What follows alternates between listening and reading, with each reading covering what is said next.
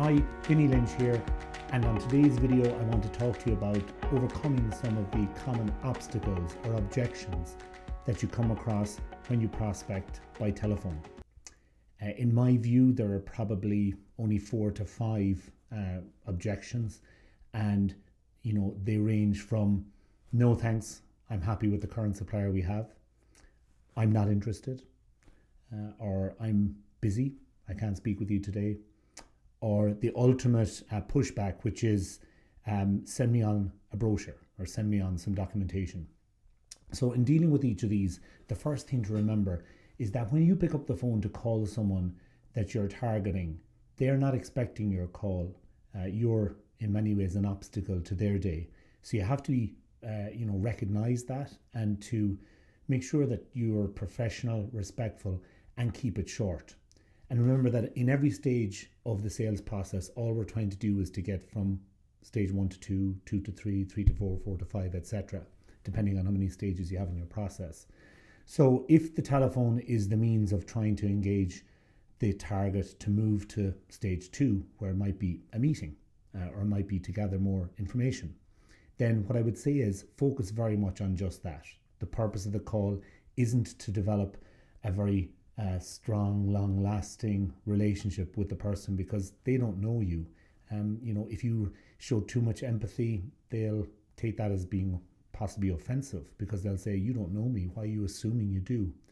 So what I try and do is keep it short, be respectful, be professional, and in dealing with the objections, bring it back every time to your core anchor line or your core goal in the conversation, which in my case is usually a meeting or an appointment or a web demonstration of a course, a training course or a program I have to offer.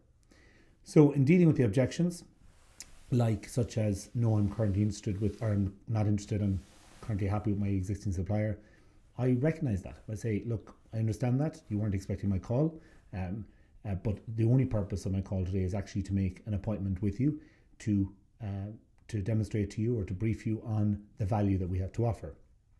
We work with company ABC, XYZ, and HIJ as examples. So what I'm trying to do there is give them some validation of other companies in their industry or in the industry in general, which they will know or have heard of, to give some sort of validation as we're worth meeting with. So ultimately, my only goal is to try and get my appointment or get my meeting, and I stop. And that's really, really important. When you have the meeting, stop talking because you don't need to keep talking. You're in danger of talking yourself out of it.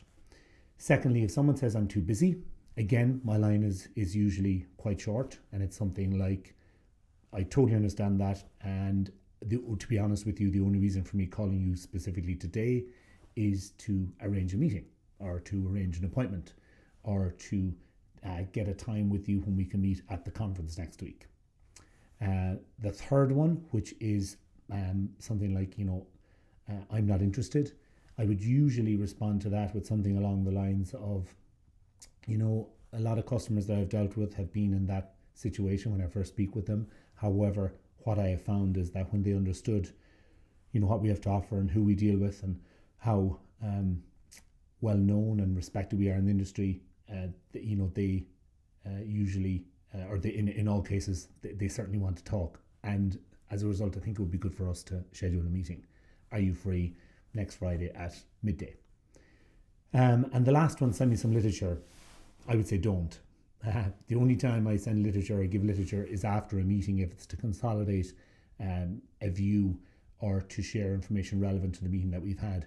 Because remember, if someone's asking you to send them information, 9 times out of 10 they're not going to look at it, and they won't forward it to other people.